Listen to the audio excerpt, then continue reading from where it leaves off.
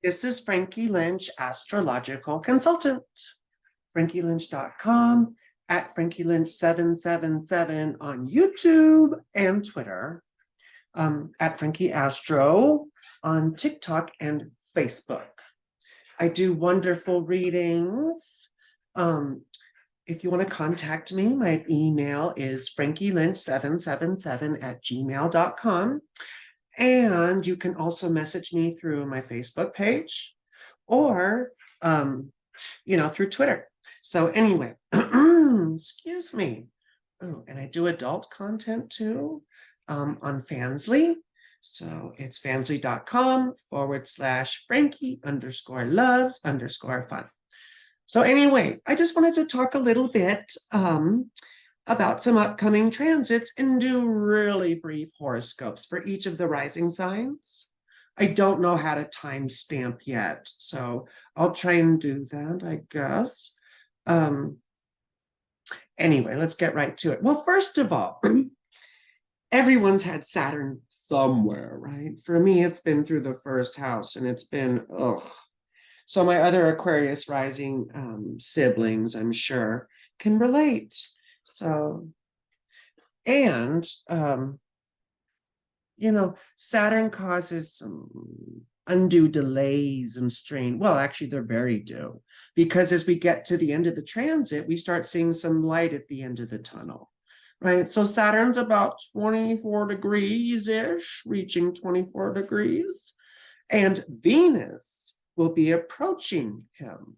So on around the same time, we're going to have a new moon in Aquarius, a new moon record. So anyway, let's take a look at each of the rising signs and see what kind of things we can expect for each of them, making some general guesses. So I'm going to share my screen. We've got solar fire up, right? Okay. Share screen. Okay. So here's solar fire. And let's pull up the chart coming up. So this is January 21st. This is the day of the new moon. And look, Venus here is very close to Saturn. So she gets to 24 degrees the following day. But you see, there's sort of an interesting interplay here between the new moon, of course, in Aquarius, and then Venus approaching Saturn. So like I said, everyone's been having a difficult time somewhere, probably, especially night babies like me. You see, Saturn is my daddy. Yes, I'm his daughter. But, Venus is my mama. So anyway, I always say Inanna because I'm obsessed with ancient Mesopotamia, especially Sumer and Akkad, right? The Sumerian culture and the Akkadian Empire. Sargon the Great is one of my heroes, Well, I didn't know the guy, and I don't really know much about him except for what we have in cuneiform tablets. But anyway, enough about Sargon. Let's go into the horoscope, shall we? So anyway, let's start with Aries rising. So Saturn's been transiting your 11th house. That can often feel quite isolating, right? Perhaps you've sort of been stuck inside, or felt like you didn't want to socialize. Or perhaps you've been having conflicts with friends or persistent issues with them. And you see, the new moon represents new beginnings. So we have sort of a new beginning happening in the 11th house, right as Venus is approaching Saturn, and Saturn is starting, he's in the third decan or decanate, we might say, of and that's sort of a modern thing. There's decans in ancient astrology, but they're a bit different.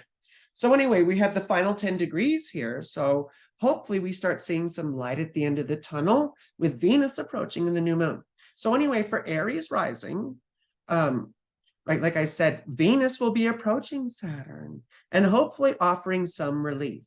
The new moon sort of ushering in a new beginning, right?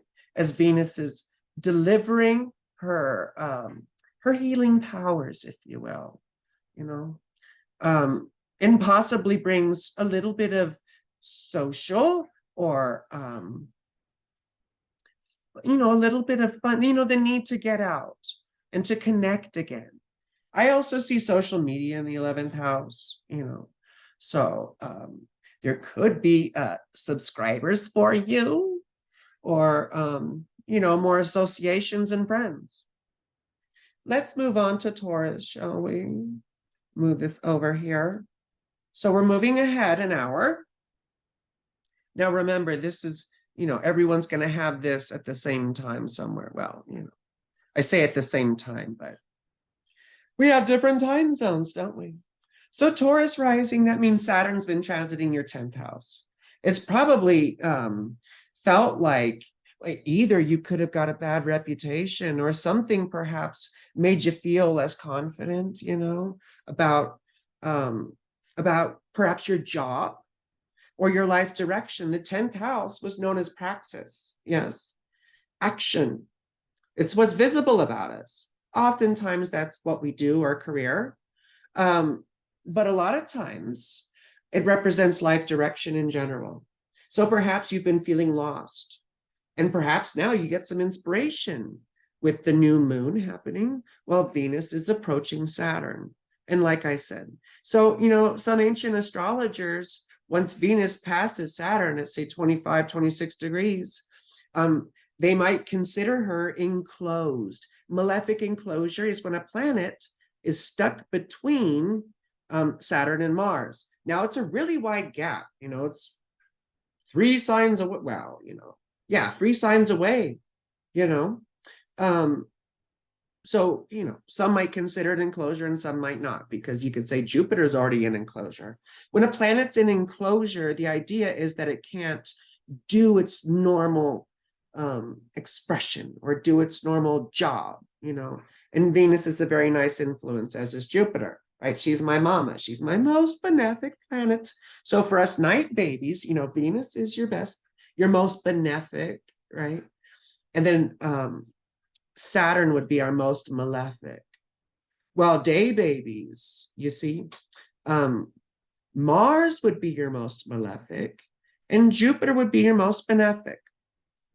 But enough about that. So the new moon might make you more visible along with Venus, right? It could bring promotions, perhaps, or at least give you more visibility or a better reputation, right?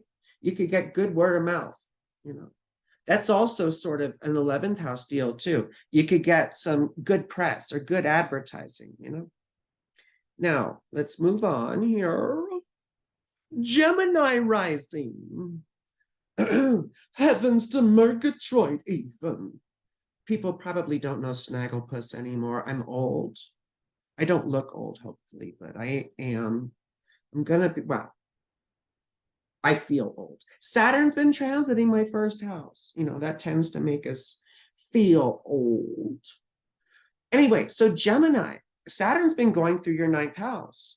So if you've been in school, perhaps you've been having a difficult time. If you've been trying to get into school, maybe it's been feeling like, gosh, you don't get opportunities. Either way, this whole thing would be feeling like a slog. Perhaps you've been challenged on what you believe. Perhaps your beliefs or your ideology, your politics or your spirituality change quite a bit. Now it would be a gradual thing, and it's often painful, So now Venus approaching could be quite inspiring in that direction. Perhaps you find new ideas. Something penetrates your skull a little bit and it blossoms in your head. And you start feeling the pull towards, new ways of looking at the world. Yeah. So anyway, and the new moon would be ushering in, right? That new influence. Now, remember, this is a new moon. We have them every month. It's not an eclipse or something, but it coincides with this. So I think it's quite interesting and perhaps a little bit important. So, excuse me. Now, Cancer rising. Saturn's been going through your 8th house. Pardon me. Anyway, so Saturn's been going through your 8th house. It can cause losses, big expenses, perhaps accumulating debt, student loans, perhaps, or car loans, any type of loan, quite frankly. So what Venus does approaching Saturn here with the new moon, hopefully we get some relief. Perhaps you get a little bit of return that can help pay things down. Or it could be investment returns. ROI lives in the 8th house, doesn't it? So you could have had a death, right, in the family or friends or someone close, and you might get some material um, relief, if you will. I mean, I almost said gain, but we can't think about, a close death as something to gain from necessarily, because we have a loss too. So, there's a balancing act if you think about it, yes. So, but what I would see is some sort of relief, in terms of the death thing. You never really get closure, but perhaps you start to feel the acceptance of it, like the 5 stages of grief. First it's denial, right? And then anger, sadness. I can't remember, but eventually we get to the 5th stage, which is acceptance. So anyway, now Leo rising, my opposite. So Saturn's been going through your 7th house. It's probably been quite difficult in partnerships. If you're married, maybe it's felt strained for the past 3 years. Remember that Saturn went into Aquarius the first time in 2020, around the time the pandemic started. And then, he went retrograde back out. And then he went back in around the time, all the George Floyd protests started. So anywho, so things may have been quite strained in partnerships, marriages, or maybe you felt quite alone or lonely and desiring that sort of partner thing. Maybe you've split up or divorced or who knows, but something to make relationships perhaps a bit strained. That's what I would think. Now, I'm not necessarily saying you'll meet someone new, but with Venus going through your 2nd house, or sorry, your 7th house, and approaching Saturn, you could, right? Or tensions could ease, right? We're seeing the end. Slowly, we're seeing the light at the end of the tunnel here with Saturn's transit. And the new moon here sort of reinforces that, right? We're seeing improvements or new beginnings, rather, in relationships. It could be a new beginning in your current relationship. It could be a new relationship, right? Anyway, we're going to move ahead here to Virgo. So in true Virgo fashion, right? Well, signs don't equal houses, and the houses don't get their meaning from the signs, but there is a little bit of suffering that Virgo's accustomed to. And typically we find physical suffering in the 6th house. Perhaps you've had health issues, pardon me. Perhaps you've been dealing with chronic illness. Perhaps it's been a flare-up, right? Perhaps you've been having issues in your daily routine, in your work. If you're in management, perhaps for the past 3 years, it's felt like a struggle with employees.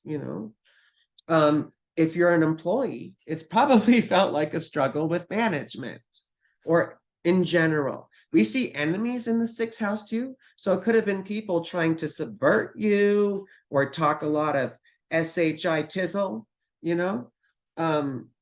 So you could see that sort of stuff, getting some relief. You could see things ease up at work, people be more cooperative. You could see bosses perhaps getting less demanding.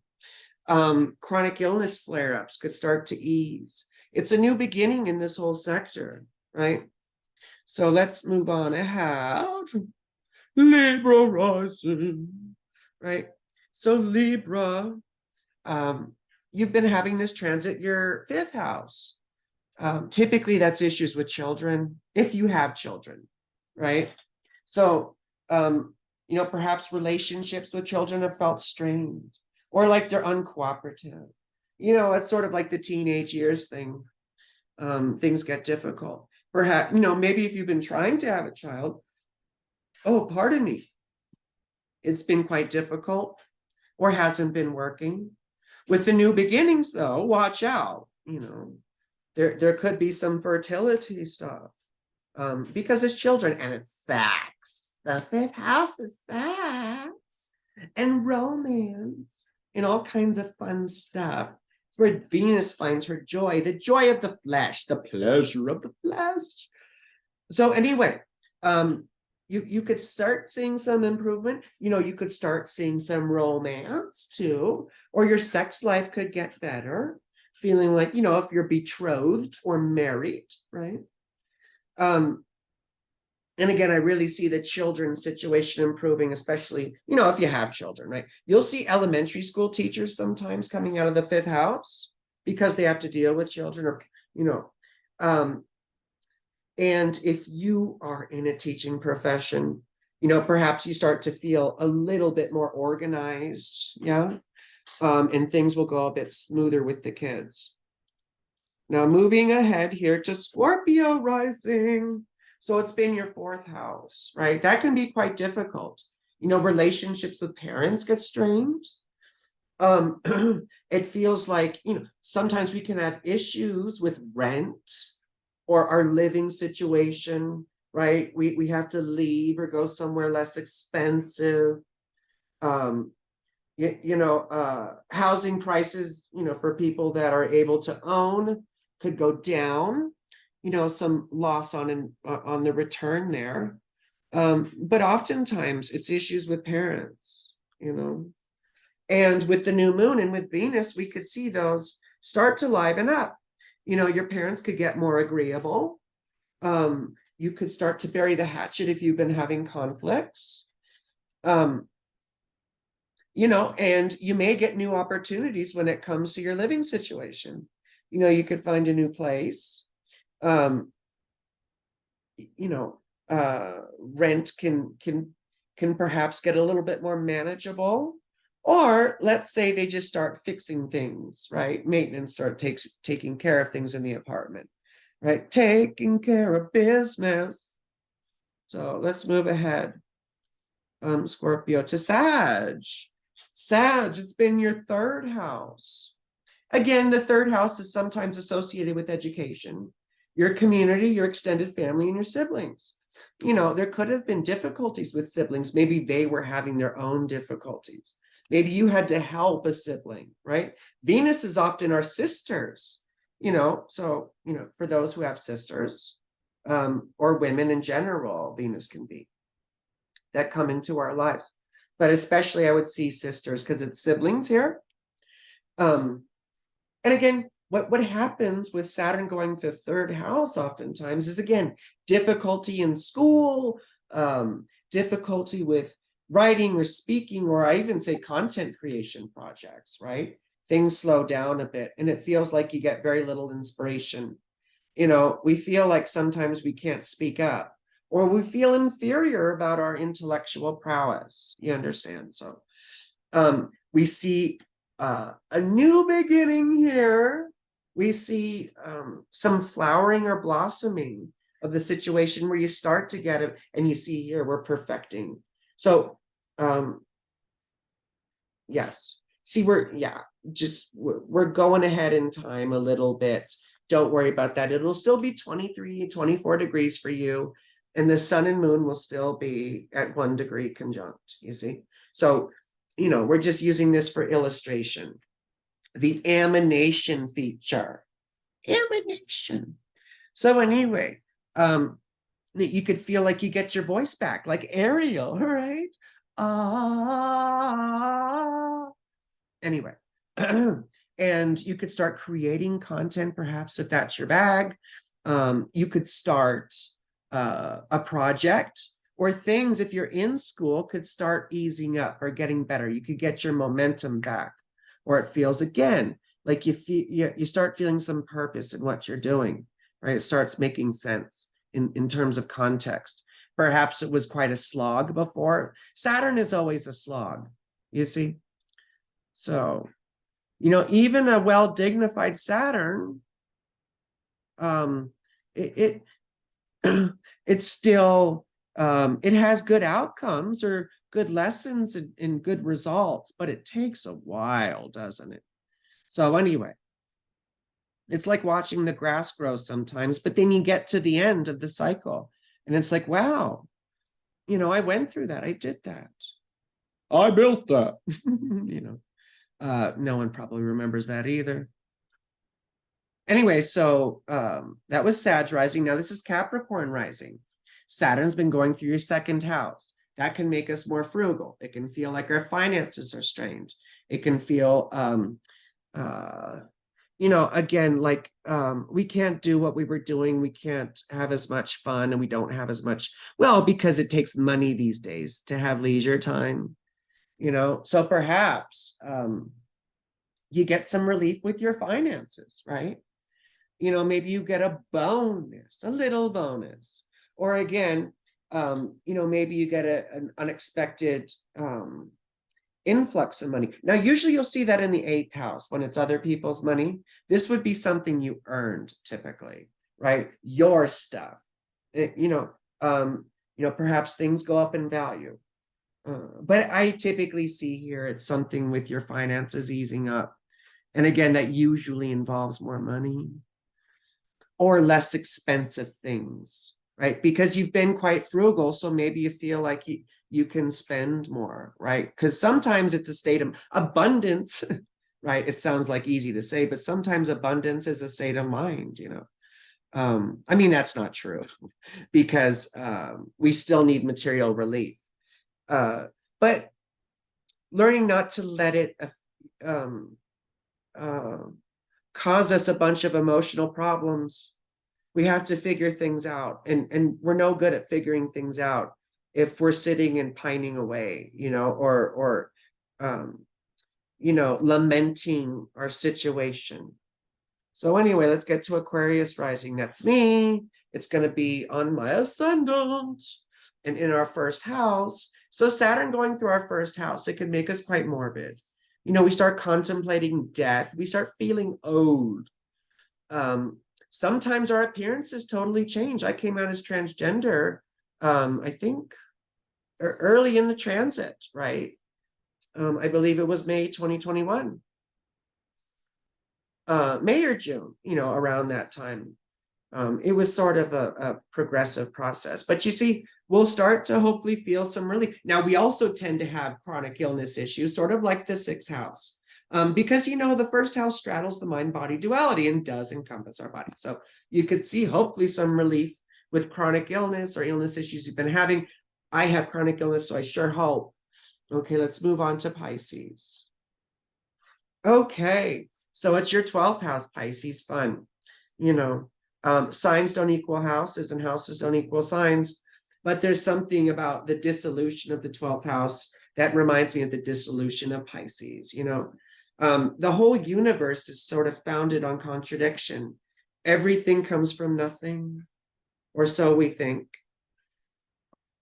Everything is dependently arising.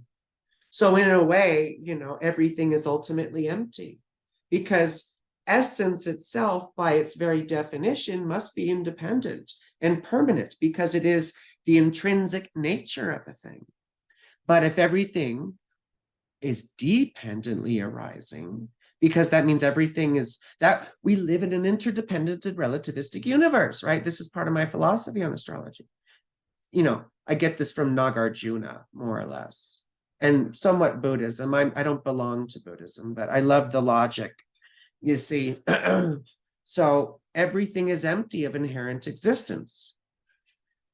You see, so because ultimately nothing is independent, but what is nothing? That's something to contemplate. I didn't mean to go on that tangent, but it's relevant. It's always relevant because we look at our charts to understand. What Adam Ellenboss, I've taken some of his classes and he's a big inspiration to me. And he's really educated me.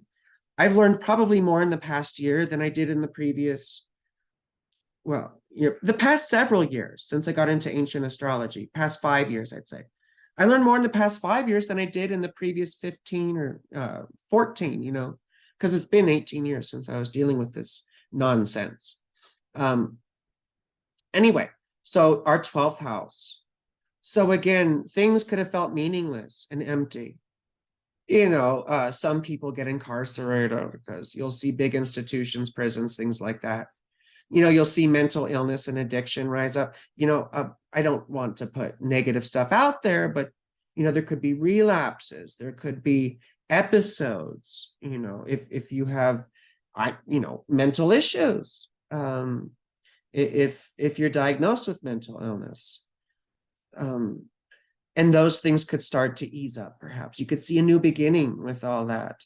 Perhaps you start another therapist, or perhaps you start a new medication, or this can also be isolating in a way, or it can take you away from that sense of wanting to escape, escape the drama of the world, escape all the nonsense that's been going on around you.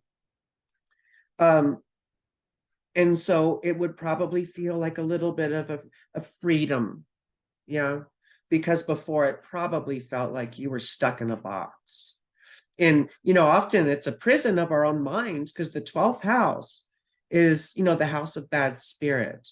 Everything, the houses in the south half of the chart typically have to do with the mind and the spirit. That's why the 12th house was sort of, seen as the difficulties of the mind, while the 6th house was the difficulties of the body, right? So hopefully you start to be less depressed, and hopefully you find a little bit of solace, a bit like Henry David Thoreau by Walden Pond, for those of you who are interested in literature.